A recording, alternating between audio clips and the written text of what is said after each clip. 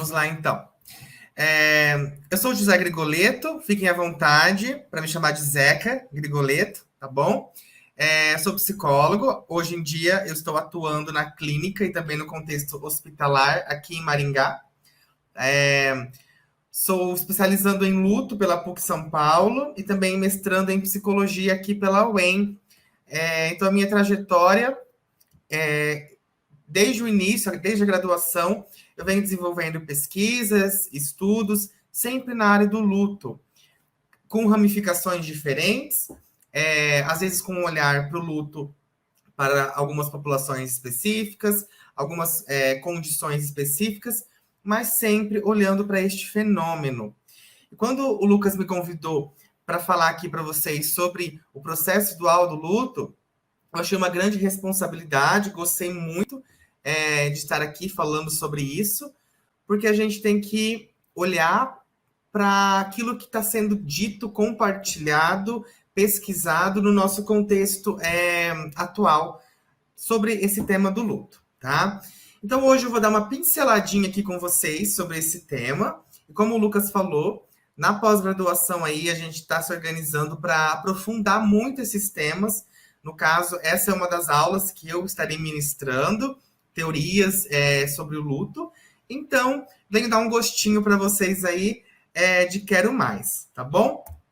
Então, para a gente iniciar, antes de eu entrar necessariamente no tema do processo dual, eu quero lançar algumas perguntinhas para vocês, pessoal, para vocês pensarem e refletirem aí com vocês, tá? Não precisam responder nada disso, mas pensar. O que vocês compreendem como luto? Tá? Como que o luto chega para vocês aí dentro? Além disso, também pergunto, como eu vivencio os meus próprios lutos, né, na minha vida e na minha trajetória? Como que eu encaro essas minhas experiências, tá? E por fim, porém não menos importante, eu pergunto, como vocês se relacionam com a ideia da finitude, tá?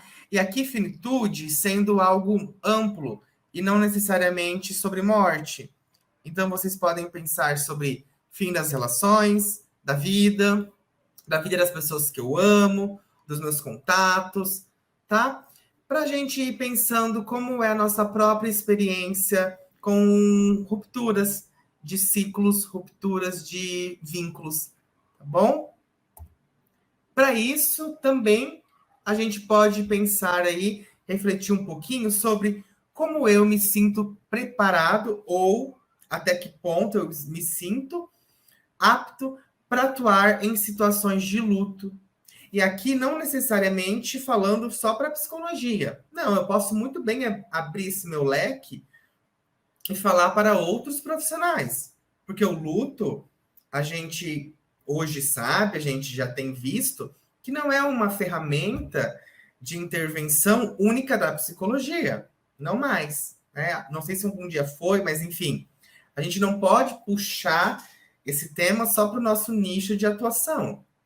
Claro, nós, enquanto psicólogos e psicólogas, a gente tem a nossa intervenção, a gente tem os nossos espaços dentro dessa grande temática para atuar, tá bom? Mas outros profissionais também atuam. Então, pensar em luta é pensar em multiprofissionais também, não é? Enfim, reflexões iniciais para vocês pensarem. Vamos seguir.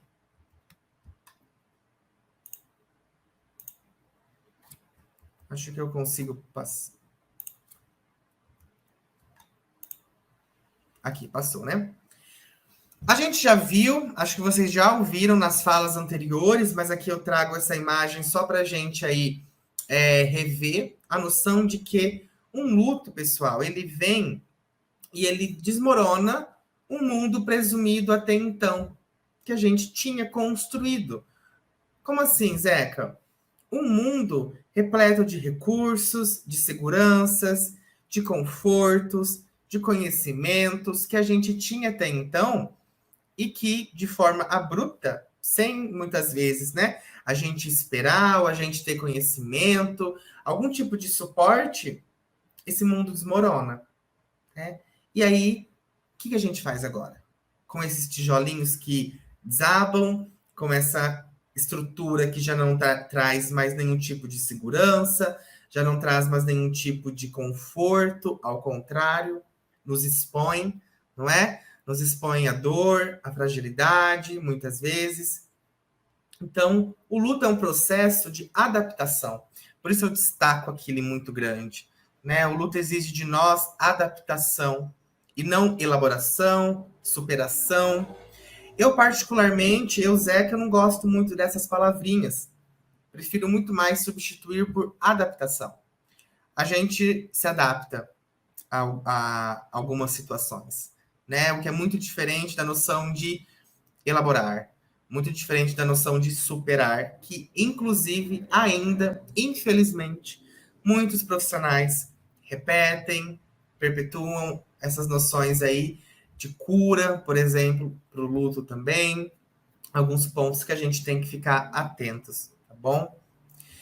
E quando a gente pensa aí para falar de processo dual do luto,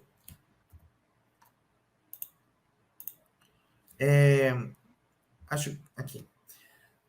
Quando a gente vai falar em processo dual do luto, a gente recorre a dois autores que foram responsáveis por criarem este um modelo do processo dual, como a gente conhece hoje, que foi a Margaret Straub e o Hank Schultz, tá? E a gente vai falar um pouquinho sobre esses dois pesquisadores que trouxeram aí um novo olhar para a gente, uma nova forma de encarar os processos de luto. E a gente vai entender por que isso é novo, por que isso traz uma perspectiva muito mais fluida, muito mais dinâmica para o processo de luto, tá? Então, a Margaret Straub, ela é professora no Departamento de Psicologia Clínica e da Saúde da Universidade de Utrecht e também no Departamento de Psicologia Clínica e Psicopatologia Experimental em uma universidade da Holanda. Então, assim, o currículo dela é extenso, a gente poderia ficar aqui um tempão falando, mas eu trouxe só essas informações que eu posso dizer assim, básicas, para a gente entender de onde a gente está falando, quando a gente está falando aí desta autora no caso, tá bom? E temos também o Hank Schultz, que é esse profissional, esse psicólogo, que junto com ela desenvolveu esse trabalho. Ele também atua enquanto professor associado na Universidade de Utrecht e trabalha pesquisando acerca dos rompimentos de vínculos e dos cuidados aos enlutados. O Hank tem um trabalho muito lindo, porque além disso, ele atua como formador de profissionais para lidarem com os processos de luto, tá? Então lá fora é muito forte essa questão dos conselheiros do luto, então ele tem um papel muito interessante e muito ativo neste contexto. E além disso, ele é autor e coautor de diversos trabalhos, muitos a gente consegue encontrar aí facilmente na internet, muitos artigos, muitos textos também dele e em coautoria com a Margaret também. Eu recomendo muito a leitura deles. Aqui a gente não vai conseguir esmiuçar esses textos, né, trabalhar esses textos pelo tempo, mas vocês podem acessar, tá? Porque é muito importante, pessoal, que a gente pesquise, que a gente revisite aquilo que está sendo produzido atualmente sobre o luto. Às vezes é difícil beber na própria fonte, porque podem ser textos em outros idiomas. No entanto, a gente tem muitos textos, muitos artigos, livros de autores aqui nacionais que acabam utilizando estes autores. Então, não é beber na fonte, mas vocês podem conhecer, podem ler através dessas citações, o que já é extremamente importante e útil também para nossa pesquisa e prática, tá bom? Vamos avançar? Aqui eu trago dois livros, dentre os vários que esses dois autores têm em conjunto, que eles escreveram, tá bom? Fica a dica para vocês, caso queiram procurar, caso queiram aí ler, terem acesso. São 2 livros extremamente importantes, eu gosto muito. Então, sempre que eu vou falar sobre esse processo, sempre que eu vou trazer esses autores, eu gosto de indicar esses 2 aí manuais, vamos dizer assim. Eu estou tentando acelerar um pouquinho por conta do tempo, mas acho que tá ficando claro, vocês estão conseguindo entender, né, pessoal? Então vamos seguir. Então essa imagem aqui, ela é clássica, tá? Quando a gente vai falar aí do processo dual do luto. Acredito que vocês já viram, alguém aqui que pesquise, que leia sobre luto, já tenha visto em algum momento essa imagem para a gente conhecer o processo dual do luto. Então, a grosso modo, o que essa teoria traz para nós de novo? Né? O que esse processo dual do luto vem trazer de novidade? O nome já deduz algo, né? Já nos adianta algo. Dual, uma dualidade, ou seja, 2, umas 2 esferas.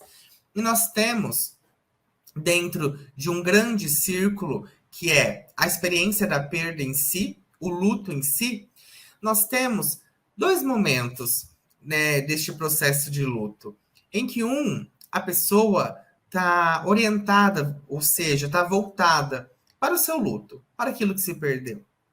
Em outro momento, ela está orientada, ou seja, ela está voltada para a restauração.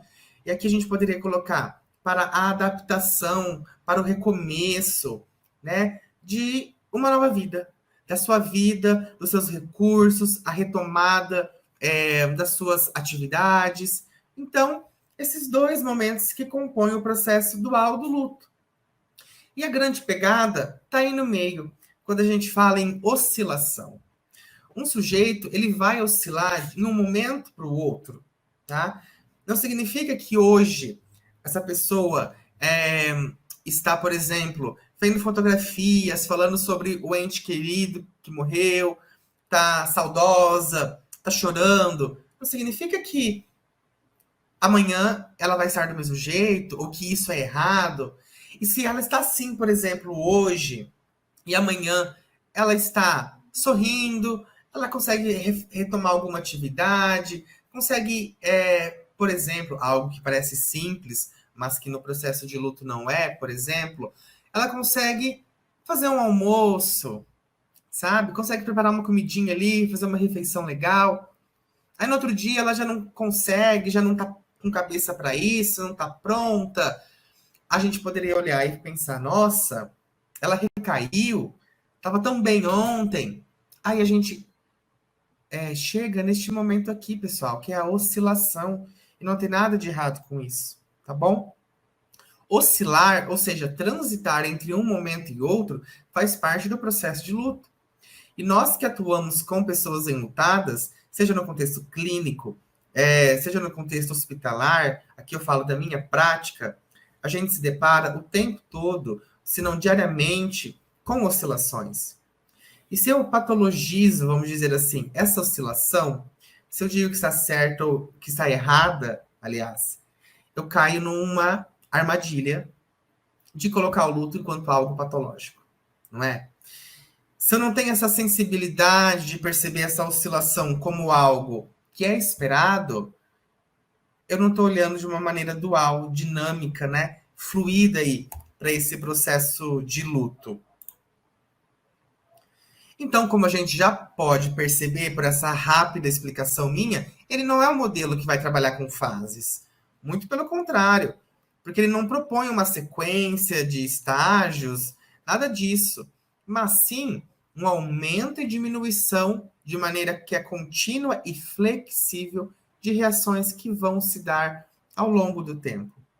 É claro que no início do luto, aqui os autores trazem para a gente que essa orientação para a perda tende a ser maior, mas com o tempo a expectativa é que ela vá se diminuindo, né? Mas é importante que no começo, e é totalmente esperado e normal, que tenha uma energia voltada para essa perda. É um trabalho de luto. Aqui, quero chegar nesse slide aqui, para a gente falar exatamente dessa oscilação, que ela vai se referir, pessoal, a essa alternância entre a perda e a restauração. Então, às vezes, essa pessoa enlutada, ela vai ser confrontada pela perda. Outras vezes, ela vai evitar essa perda. Ela vai evitar memórias, ela vai evitar lembranças, buscarão se distrair ou alívio, concentrando-se em outras coisas. E tudo bem. Eu não preciso olhar o tempo todo para o meu luto. Porque a minha vida, a minha história não é o meu luto. Isso tem que ficar muito claro. Isso acontece, inclusive, para profissionais, a gente quando está atuando com luto, sabe? Quero ver se alguém aqui já se identificou com isso. Atende um paciente enlutado e espera que toda sessão o paciente traga o luto. Toda sessão o paciente queira falar desse luto, venha falar do luto. Aí chega uma sessão, o paciente não fala. Aí você fica assim, tá negando. Tem algo errado, o paciente não quer falar sobre isso. Cara, o paciente tem todo o direito. Ele não quer falar desse luto hoje, ele não quer se confrontar com isso hoje, tudo bem. Ele pode falar de qualquer outra coisa. A vida dele não se resume àquele luto. Tem tanta outra coisa, né? Tem um mundo lá fora, por que eu vou me resumir a um fenômeno que, claro, que é muito importante, mas que não é o todo? Claro, a gente tem que se questionar e pensar também. Mas quando que o luto se complica nesse contexto aqui? Quando a gente está falando em uma dualidade, num processo dual, quando que a gente, enquanto profissional, tem que ficar um pouquinho atento aí? Quando acontece uma falta de oscilação, ou seja, essa rigidez dessa pessoa enlutada. Quando há uma dificuldade em transitar entre essas atividades. Então, o sujeito fica muito orientado para a perda. Ou, às vezes, muito orientado para esse movimento de restauração. Ou seja, nunca confronta a perda, nunca se autoriza a olhar, a falar sobre esse luto, ou em um outro momento, um outro contexto, só fala desse luto o tempo todo, não vê nenhuma perspectiva de ter um outro olhar, uma possibilidade de um outro olhar. Então, a gente está falando de uma rigidez, de uma falta aí, de oscilação. E isso pode ser sinal de um luto que vai se complicar, mas que não é necessariamente um luto complicado.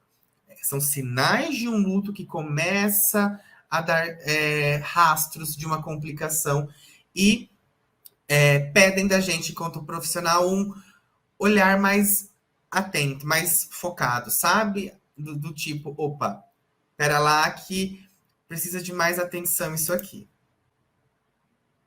E a oscilação, ela é um fator importante para a adaptação à nova realidade, ao processo de enfrentamento.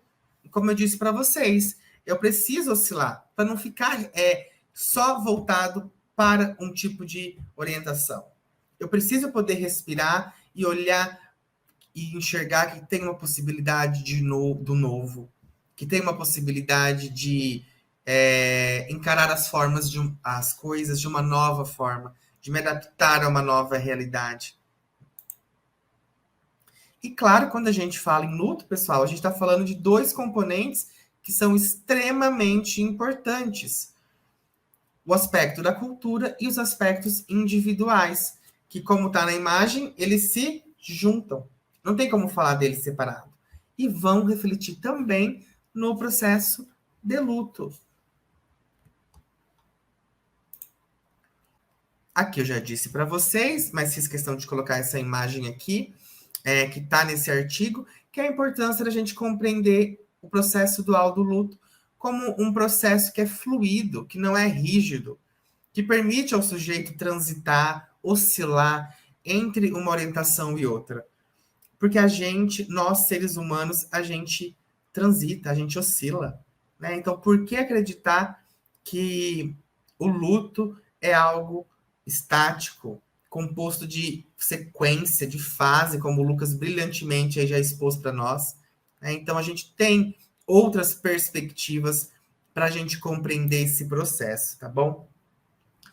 Para a gente já caminhar aí para o final, para ir refletindo, e no contexto da pandemia, né? Como será que a gente enxerga o processo dual do luto? A gente acompanhou aí nesses anos notícias de mortes em massas, inclusive de famílias que perderam 1, 2, 3, 4, enfim, membros, família toda que morreu por Covid. Quantos processos de luto em um mesmo contexto, pessoal, não é? Quantas pessoas enlutadas são afetadas nestes cenários de família, nestes cenários de pandemia, né? Então vejam só que eu trago uma imagem que a gente pode compreender essa maior aqui, esse círculo maior, como um complexo familiar composto por vários processos de luto, por vários processos aí duais de luto, cada um vive da sua maneira, cada um é único. Porque, por exemplo, cada pessoa aqui desse processo de luto perdeu um familiar diferente. Mesmo que morra, por exemplo, um pai que tem 4 filhos na casa, eu digo para vocês, cada filho perdeu um pai diferente. Nenhuma relação é única. Aliás, nenhuma relação é igual. Toda relação é única. Então, todo o processo de luto vai ser único. Por isso que a gente não pode querer encaixar todo mundo aí numa mesma caixinha, tá? E o luto, ao longo do tempo, a pergunta que eu sempre ouço, né? A gente supera, a gente se cura? E aqui eu trago as palavras da minha professora, Maria Helena Franco, que acredito que vocês todos conheçam. Quem não conhece, pesquisem, por favor. O luto é uma construção de significados ao longo do tempo, né? Como ela sempre disse nas aulas, a gente vai construindo novos significados frente àquilo que ficou. A gente vai se adaptando, a gente vai encontrando novos caminhos, abrindo novos caminhos frente àquilo que ficou, para que o luto chegue um momento da nossa vida que, vejam só essa imagem, né, que eu trago aqui, que ele não vai deixar de existir na nossa vida. Ele vai estar aqui, mas ó, tá no cantinho, sabe? Ele já não ocupa um espaço tão central, tão primordial na nossa vida. Eu posso acessar esse luto, eu posso olhar para ele quando eu quiser, mas ele não ocupa um espaço aí que me paralisa, que me demande tanta energia. E essa imagem que eu sempre gosto de trazer, que há quem diga que a dor diminui com o tempo, né? Mas talvez é a gente que cresça ao redor dela. Eu gosto muito de pensar o processo de luto exatamente como isso. A dor não vai diminuindo. A gente vai crescendo, a gente vai assumindo novos papéis, novas identidades, construindo novos mundos, e a gente vai encarando aquilo que chega sem avisar muitas vezes, né? E para nós, profissionais de saúde, agora aqui falando mais especificamente, é muito importante que a gente saiba que o luto, ele é um lugar em comum para nós. Que eu costumo dizer que são 3 Es. Que nós já estivemos em algum momento da nossa vida, já vivemos algum processo de luto, já perdemos alguém, já perdemos algo. A gente pode estar enlutado, eu posso estar enlutado neste momento, você pode estar enlutado, enfim, cada um com a sua subjetividade, com a sua história de vida. E, mais certeza, estaremos, né? Então, é um lugar em comum que nós sempre vamos estar. Então, por isso que eu trago a importância de uma atuação, pessoal, de um olhar muito ético, quando a gente vai trabalhar com pessoas enlutadas. Porque a qualquer momento, você pode ser uma pessoa enlutada e pode necessitar de cuidados, de uma atenção de um profissional. Então, eu questiono, qual é a atenção que você está ofertando? É a mesma que você vai querer receber quando você precisar? Né? E agradeço muito a atenção de vocês. Deixo aqui meu e-mail, meu Instagram. Esses aqui são 2 livros que eu publiquei recentemente. O primeiro organizei em colaboração com a minha amiga Giovana Creus. Esse segundo é um livro infantil, falando que eu falo sobre a morte de animais de estimação. Inclusive, está aqui do meu ladinho o livro. E quem tiver interesse pode vir falar comigo. Lucas, estou fazendo propaganda. Quem tiver interesse pode vir falar comigo que eu envio os exemplares. Enfim, pessoal, agradeço muito a atenção. Desculpa se eu falei rápido, mas é pelo nosso tempo mesmo. Eu fico muito à disposição de vocês.